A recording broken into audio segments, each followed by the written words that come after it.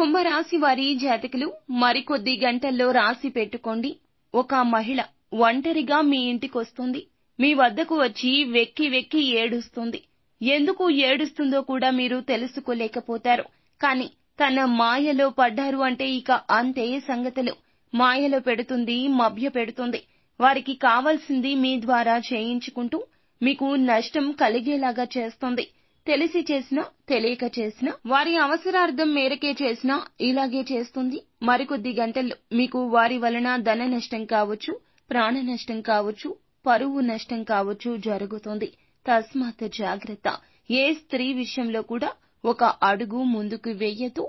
పనులు అన్నీ కూడా వాయిదా వేయండి. ధన రూపంలో కానీ, వస్తువు రూపంలో కానీ, ఏ రూపంలో అయినా ఏ స్త్రీకి ఏ విషయంలో ఏది దానం చేయొద్దు.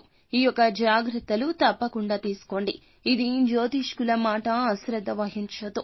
ఇంకా ఇతరత్రా ఎటువంటి సందేహాలు, సమస్యలు ఉన్నా ఒక్కసారి మా గురువు గారికి కాల్ చేయండి. మీకు జరిగే నష్టాన్ని మీరు ఆపిన వారు అవుతారు. నష్టం జరగకుండా మా గురువు గారు తప్పకుండా మంచి మంచి సలహాలు మీకు ఇస్తారు.